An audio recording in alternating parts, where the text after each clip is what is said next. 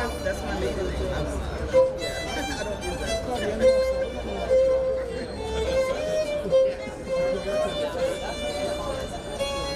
Yes,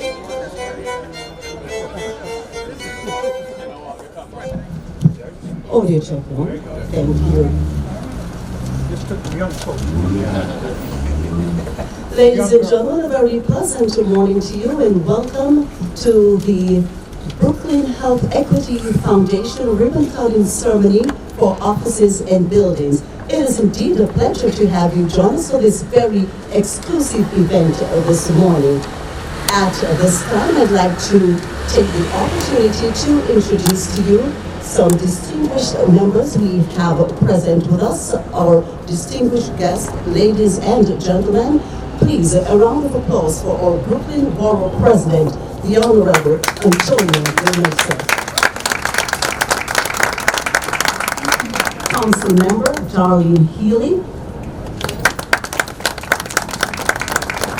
Maritza Myers, representing the Office of Assembly Member Stefani Zimmerman. Jocelyn Rainey, Brooklyn Community Foundation.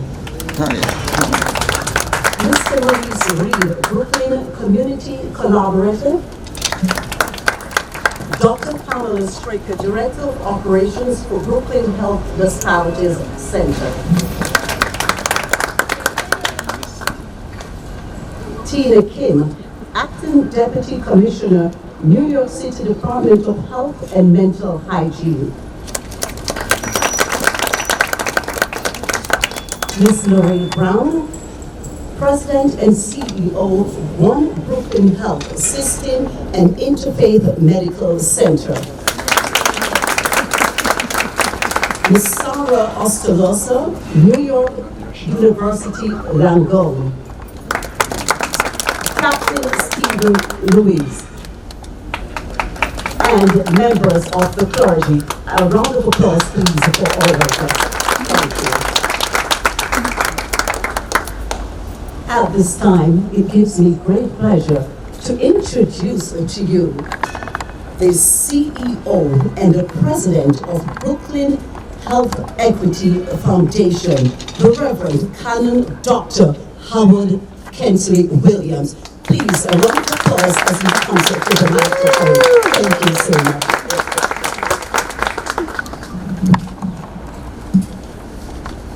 Ladies and gentlemen, good morning.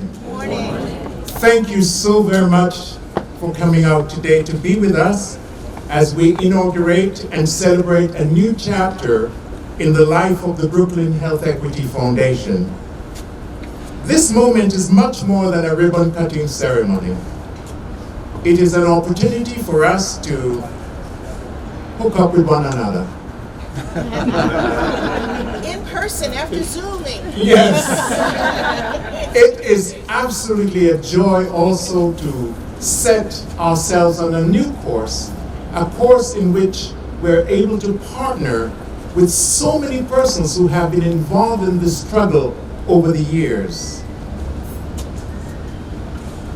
From the Foundation's birth, we've had a symbiotic relationship with Interfaith Medical Center, now One Brooklyn Health.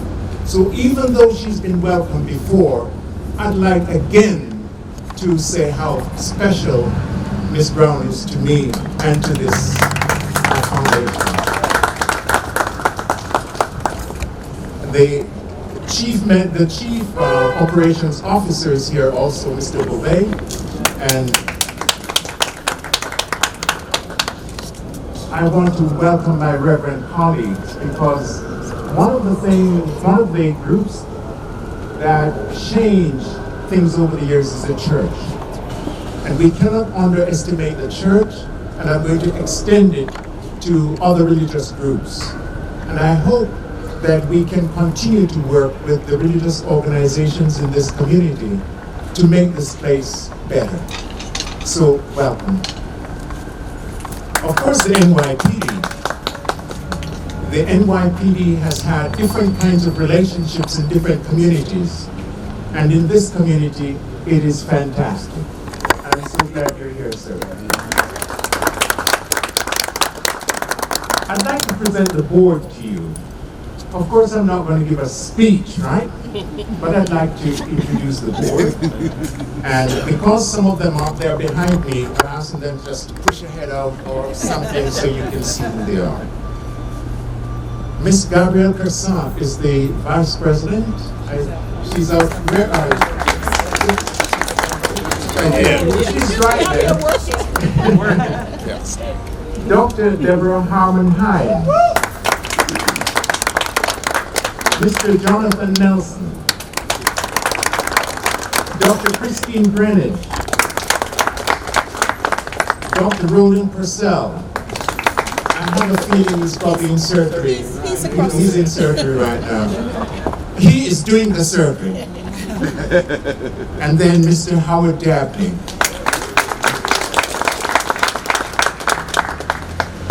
Brooklyn has always been a place of diversity, resilience, and innovation. It's a borough that has given birth to legends and nurtured dreams. But it's also a place where health disparities have persisted for far too long. The Brooklyn Health Equity Foundation was born out of a realization that we must do more, and we must do better, and we must do it good. Today, we take a significant step towards addressing these disparities. As you know, there's been a national shortage of healthcare providers, only made worse by the pandemic. And Ms. Brown pointed out to me that there are certain areas that are in greatest need. I know psychiatry is one of them, and there are 3 others that you had told me: maternal health, psychiatry, and primary care. So one of the things that we want to do is to keep the doctors who will be leaving the area to greener pastures in this area, especially from those disciplines. So this edifice, we have 6 bedrooms. And what we want to do is to say to the young doctors, stay on for 2 more years at least, and we will give you affordable housing here.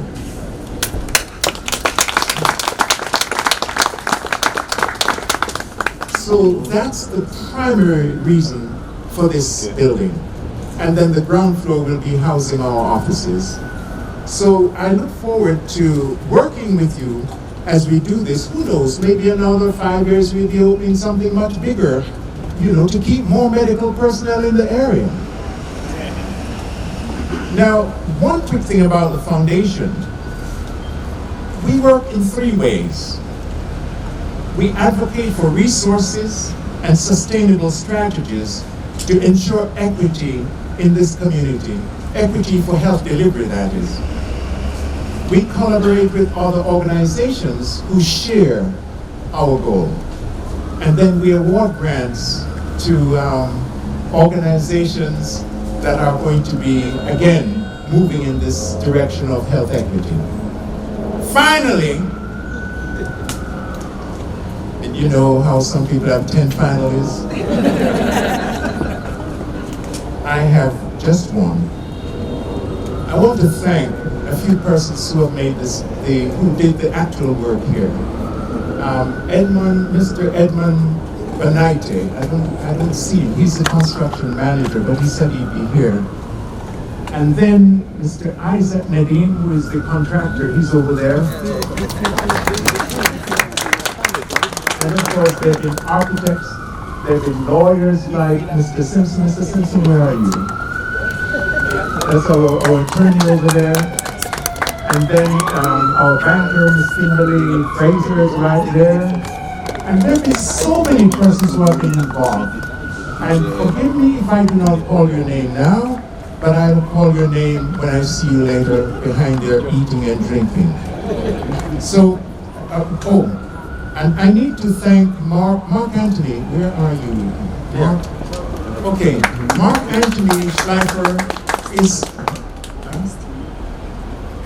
what, sorry? Please tell the MC to leave me alone and let me finish. Mark is my partner, and I'm just delighted that he agreed to do all of that, what you see today, the declaration, putting things in place, organizing this and that. He's the one who's really been behind it.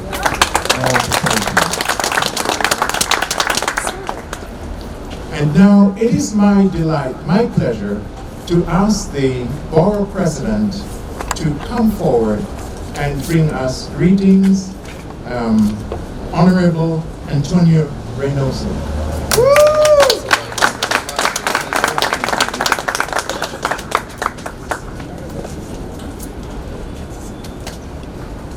Good morning. Good morning. All right. My name is Antonio Reynoso, and I'm the president of the greatest borough in the city of New York, which is Brooklyn. And I'm so happy to be here. Just recently, our office has unveiled the comprehensive plan for Brooklyn. And that's deeply important because for too long, election cycles have dictated outcomes for our communities. And we can't build an equitable city that takes care of everyone when we're looking at it every 2 and 4 years. We need to be thinking 10, 20, and 50 years ahead of time to ensure equity in our borough. This is what is happening here. What is happening is that we didn't say healthcare is simply about putting together a facility and having that facility take care of all of the members of a community. It takes a lot more than that. It takes good doctors, good healthcare professionals to do that work. And we're struggling in being able to retain good healthcare professionals. We're struggling because we live in an unaffordable city, a city that for too long has been simply for the extremely poor or the extremely rich. A city that has made it so that the middle class continues to shrink and disappear. A city that makes it so that healthcare workers in Brooklyn have the longest travel time to get to work than any other profession in all of the city. I want to repeat that. Right now, our healthcare workers live further away from the facilities in which they work than any other profession in Brooklyn. We want to solve for those problems. We want to attract talent. And you don't do that just by saying, hey, do it because it's in your heart. Do it because you're a good person. They need to survive, they need to eat, they need to have homes as well. This is what this development is about. It's about thinking about this comprehensively, holistically. It's about saying, hey, we have housing, we have residences, so we can attract the best talent because poor black and brown people deserve high quality health care. Amen. So I'm very happy to be here today. It's a joyous day for Brooklyn. And there's a great poet by the name of Christopher Wallace. Most people know him as the notorious BHE. And he said, to spread love is the Brooklyn way. And that's exactly what's happening here today. Thank you so much for having me. Thank you, Borough President. The best borough in Brooklyn. Ladies and gentlemen, at this time, I'd like to take the opportunity to introduce to you Ms. Lorraine Brown, President and CEO of One Brooklyn Health System and Interfaith Medical Center. May we have a round of applause as she comes to the microphone, please. Ms. Lorraine Brown. Thank you very much, but I'd like to make one correction. I am the CEO of One Brooklyn Health. The executive director of Interfaith Medical Center is Charlie Beauvais. So Charlie has gotten a promotion. A well-deserved promotion, as Kenny Williams knows. So it has been said, and I can't do better than Christopher Wallace. Christopher Wallace. But what I will emphasize is the points that have been made about the need for affordable housing. And there's been a lot, not enough, development of affordable housing for folks who live in the community. But there has not been enough investment of affordable housing for the folks who work in the community. And one of our priorities is to partner with as many organizations as possible, with the city, with the state, for the development of affordable housing for healthcare workers. For those people who during the pandemic, folks stood out and banged cans, and we had a lot of folks giving us food, etc., and really acknowledging that these were essential workers. But as the borough president has said, these essential workers now have to commute 2-3 hours a day to get to their jobs. Now, what does that do if you're the CEO of a hospital or a health system? When we have an emergency, and we often do, that are not expected, we sometimes have to ask our workers to spend the night, because for them to get from where they live to the hospital, well, it's almost impossible. We sometimes ask them to work overtime when they have to go 2-3 hours to pick up their kids. The quality of life for our residents, for the people in the community, is very much tied in to the quality of life of the essential workers who help to sustain the health of our community. That's why this project is so very important. And as was also said by Ken Williams, it is really hard to recruit physicians. You know that One Brooklyn actually trains more than 200 residents or doctors in training. More than 200. Actually, almost 200 are those internal medicine or primary care doctors.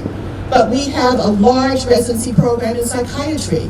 We have an OBGYN program, a pediatrics program, podiatry. We train all types of healthcare professionals. We cannot keep them because they go to the Midwest where they can make a good salary, but that salary goes a whole lot further than when you live in New York City and when you live in Brooklyn. So we're investing in those individuals to be great physicians, but we can't keep them. So this is albeit small, project, but it will help. And actually, I hope stimulate others to do more of what the BHE is doing. Because a healthy community requires, as was said, an entire ecosystem: housing, healthcare professionals, food, all of the things that we believe are important for our health and our well-being. Our workforce needs that as well. So this is a wonderful day of celebration. And I'm looking forward to our being able to say to that internal medicine resident, do your primary care services in the community in which you were trained. Provide the services for the people who were committed to you when you got your training, and we will support you. I'm looking forward to recruiting psychiatrists, because we all know how important mental health services are. And one of our biggest challenges is recruiting psychiatrists, but also social workers, psychologists, etc. Folks who need to live in the community, to experience the lives of the people that they're serving, and importantly, to look like the people they're serving. And we train a lot of folks who look like the people we're serving, but we can't keep them here. So this is incredibly important to One Brooklyn Health, and I believe incredibly important to the community of Bed-Stuy, Crown Heights, Central Brooklyn overall. So I thank you very much. And let me also just say this, Ken Williams. I walked in here and I saw all the aesthetics, the fence, the planter, everything. The architecture, you know, the improvements to this building, and I could only feel the spirit of Cannon Porter. Yes. She has touched all of us, and I know that this was one of her dreams, and you have allowed that to be realized. I thank you all so very, very much.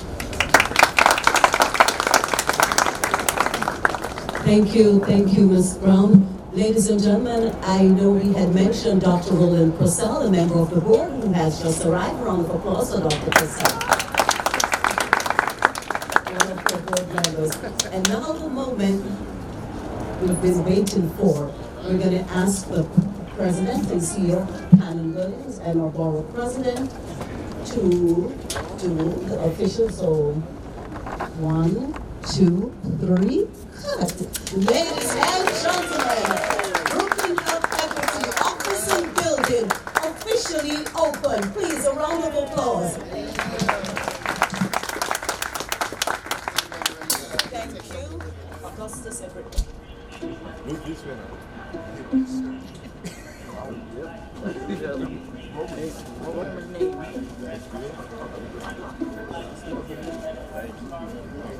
you guys so much. Great job.